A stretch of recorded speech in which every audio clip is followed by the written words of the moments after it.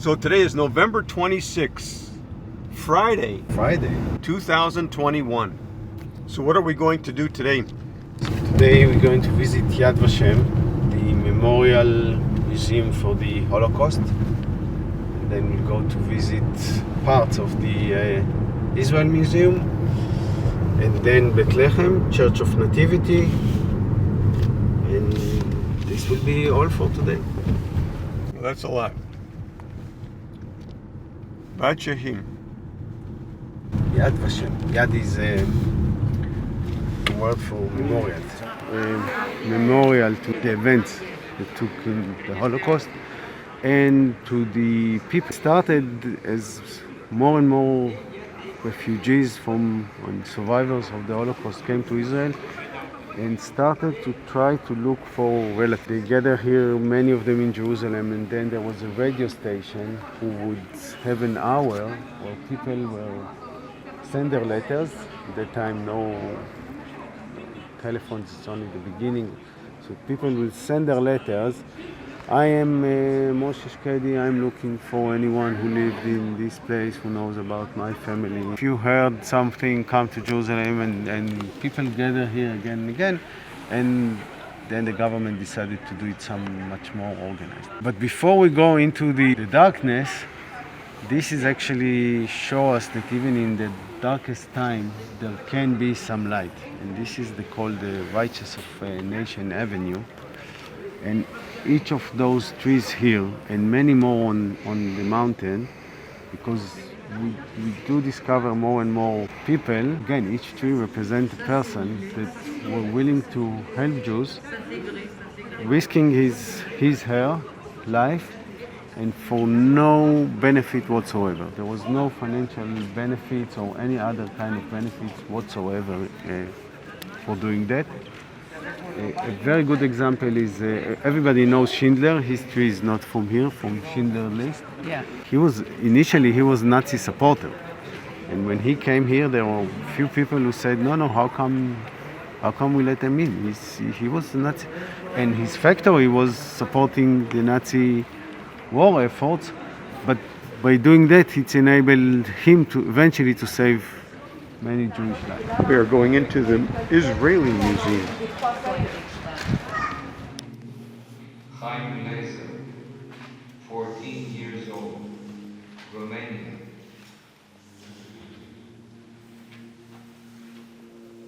Chinka Blas, 9-year-old, Poland. November 26th, 2021, and we're looking at a map of old Jerusalem. This is Jerusalem in the year 69. Okay, right 80. after Jesus. Yeah, right after. You see my green light? Well, let's make sure I see it. I do.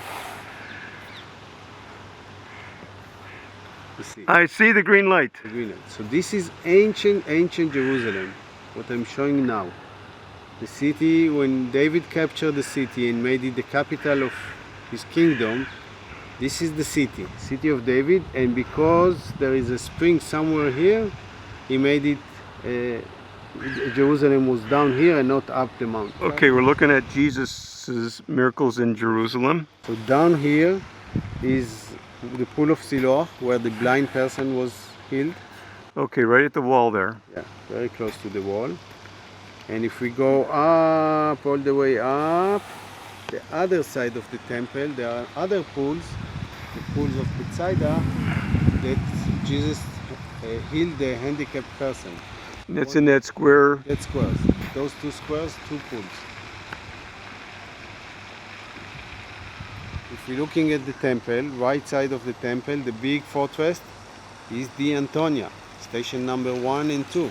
Okay, that's station 1 and 2. Where the trial took place and where he was flogged, took most of his clothes and put him the crown of thorn and the cross. Okay.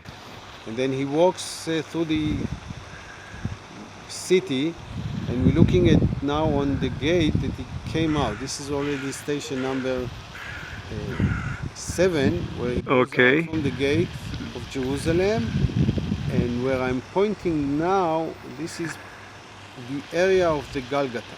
Okay. Now, during his time, it's outside of the city. So where was Jesus crucified? So he was crucified on the Golgotha rock, which is where I'm pointing around the area of this building. Okay, so the building is put on top of where he was crucified. Around, but again, this is during his time. It's outside of the city, and there is a quarry there. And that's important because everybody was Buried outside of the city. buried outside of the Also city crucified outside of the city. and also crucified outside of the Scroll city. is one, the book of Isaiah, Hebrew, and here. So here is the sentence which I wrote you, which we read when we were in Capernaum, moving from the tribes of Zebulun and Naphtali to the Sea of Galilee. So now we're going to Bethlehem, and Bethlehem is in Palestine. In the Palestinian Authority. That it's in Palestine. Now we are entering the West Bank. And the West Bank is This part of Israel? No, it's not part of Israel. It's occupied by the Israel in 1967. So what are we going to see in Bethlehem? We're going to see the Church of the Nativity. Where Jesus was born. Jesus was born. And what town are we in? Beit Jala, just beside Bethlehem. We're driving Okay. to Bethlehem. They're building the Christmas tree. Oh, okay. But the most important church in my city is the one with the golden dome. You're gonna drive us now. St. Nicholas? Saint Nicholas lived inside a cave that's this church built on top for 2 years. So this is Saint Nicholas Church. And that's why my father's name is Nicholas. My son's name is Nicholas. Every second guy name is Nicholas in this city. Due to Saint Nick living in my city a few years. But that building I like to show you, which is Nissan Restaurant. It's just because that's where I got married 5-6 years ago. Actually, now. And 4 kids? Yeah.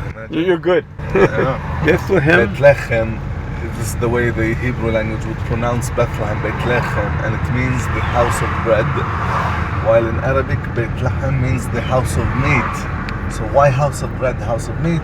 Because Bethlehem lies on the border between the Judean desert, I will show you the view in a minute, and the Green Mountains on the other side, where lots of our Old Testament stories happened there, and people have seen Bethlehem as the place where they could get food. That's why the name. Even Old Testament, they used to call Bethlehem Ephrata, the fertile land. I'm going to show you a view now, an amazing view of the shepherd's field and the Church of the Nativity, and a very nice mountain calling it Herodian. So this is Bethlehem. Yes, it's Bethlehem district. Bethlehem starts from almost that hotel, going all the way up and towards us. We are in Bethlehem. The valley down there is the shepherd's field. That's where the shepherds were when the angel appeared to them and gave them the good. The angels told them, "Fear not, your Savior is born. Just go up to the place where Jesus is born." Alright, over there you're gonna find the child laid in a crib that they needed to take almost 45 minutes walk from the shepherd's field. You see the trees over there towards the place where Jesus told. Nobody knows exactly where the angel appeared to the shepherds. We know it's in that area. That's why there is a Catholic shepherd's field, there is a Protestant shepherd's field. In the middle of the city there is an Orthodox shepherd's field. And everybody fights together. Who has the right place? Good question. We must have another boy, Jesse. And Jesse said, I have one more. My shepherd, my youngest, he's in the fields, and his name is David. Bring David. I want to see him. Once Samuel saw David, knew this guy's going to become the new king of the land. He was only 13, but later became also a big king, right? Yes. King David. So this is the city of David. This is how Christmas story comes around. New Testament tells us Joseph and Mary had to go to the city of Bethlehem, which is the city of David. And this is not a very simple information. Throughout the whole Old Testament, Jerusalem is the city of David. You open New Testament first page, it tells you Bethlehem is the city of David. Both are true. This is where he was born and raised. Over there he had built that. That's the oldest building you're gonna enter in your trip in Israel and Palestine. That's the oldest church in the Holy Land. And it's the most beautiful one actually. It's an amazing church once you get in. Justinian also made a bigger gate. If you see that gate, we call Yeah. it Justinian gate. That gate was made smaller by the Crusades. Whenever you see arch gates, Crusader period, European style, that gate was made even smaller by the locals of Bethlehem when we had the Mamelukes. See, Mamelukes were Muslims but not Arabs. We think most Arabs are Muslims. True, there is Arab Christians and there is Muslims that are not Arabs. Like any Muslim from China, he's not Arabic, but he's still a Muslim, right? Right. So these Mamelukes were Muslims, but not Arabs. They did not respect the Christians of the city. Many times they went in with their horses inside. And the Christians of Bethlehem wanted to do something against it. What can we do? Simple, we just made the door smaller. No horse could get in, and nothing big could be stolen from the church. Till today, people write, you should give respect for the whole place. The gate of humility, that we Yeah. call it. But the name came after that we made it. Okay. Early Christianity. Yeah. Going to the Church of Nativity.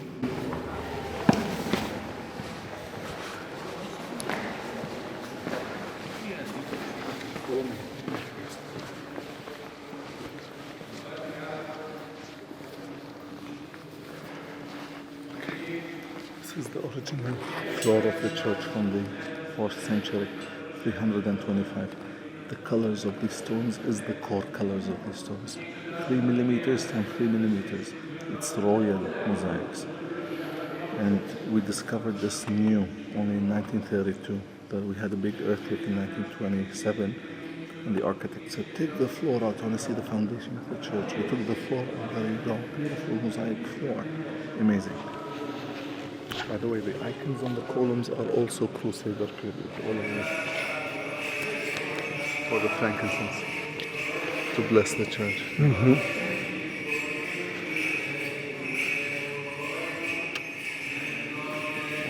So there's a cave system underneath there, and that's where Jesus was born. In the last cave of the cave system, where the stable was, Jesus was born in a stable, and the stable is not a barn it's a cave. And it's the last cave of the inn. It's not a cave outside, it's a cave all the way inside. Right? So, out from there, make his round in the church, and then they will open this gate for us so that we'll get to see the place too.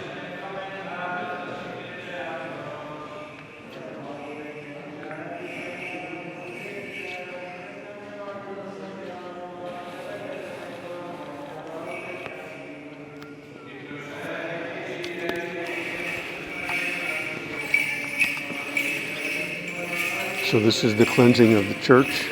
Technically, yeah, to get the bad spirit out. Blessing it.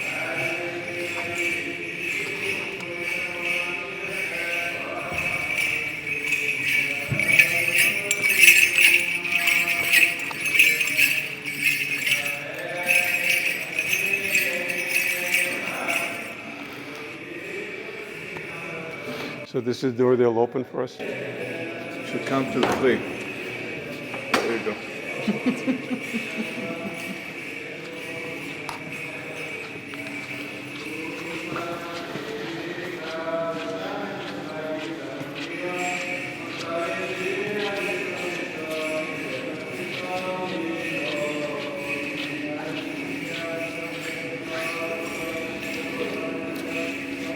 This is what we call Mother Mary of Bethlehem.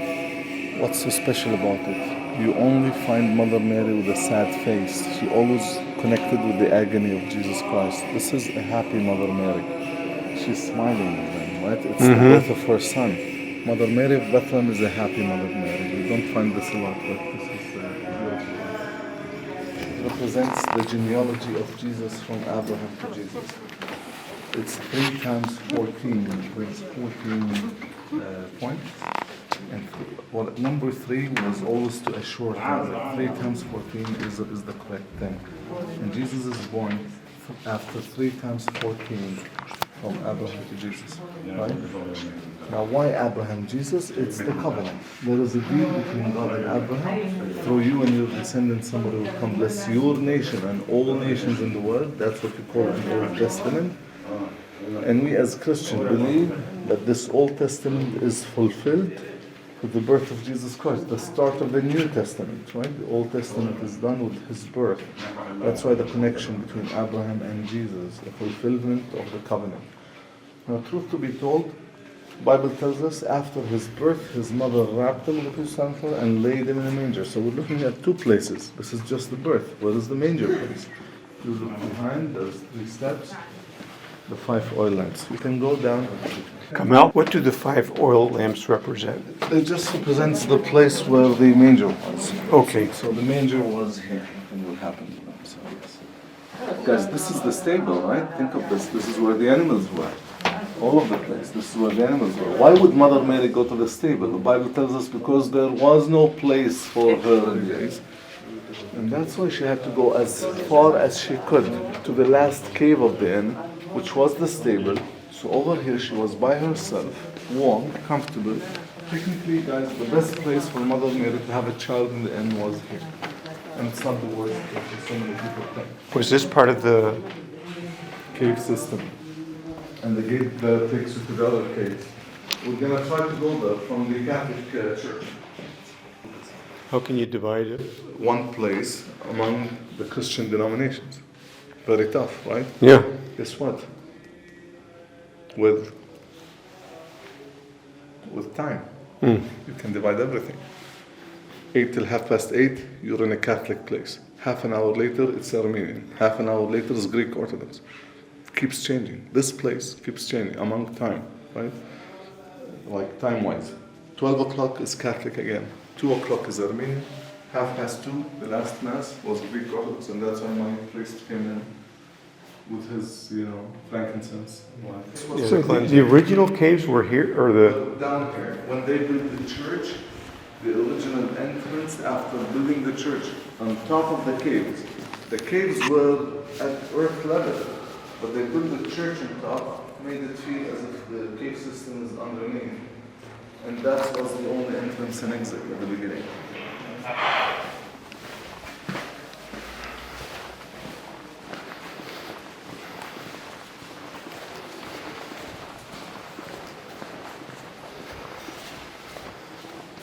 Entrance would be from here. Mother Mary and Joseph came from here, and she went all the way to the last cave where she had her baby. Makes sense? The last cave of the animals would be here because they will give heat for the people. People sleep nicely knowing their animals will not run away. Secured, better, and so on. When they built the church, they added a room, and that room is the foundation of the church, and it will be the entrance, the old entrance of the cave system. Nowadays, 200 years ago, 1881, 130 years ago, they made these steps. So we're going down these steps right now.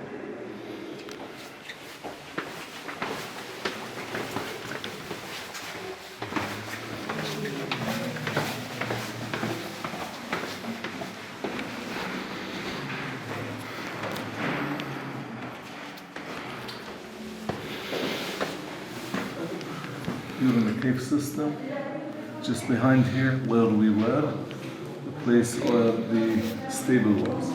This cave though is thought for Saint Joseph. If you look at the icon behind you, the angel is speaking with Saint Joseph, telling him, fear not, go to Egypt.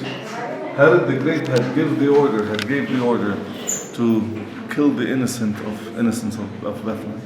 So this is where the flight to Egypt starts. This is where Joseph puts Mary on a donkey with baby Jesus, and the flight will start from here. Okay. And we're remembering again the same story that I started with, which is the guy who translated the Bible from Old Greek and Hebrew into Latin. His name is Hieronymus,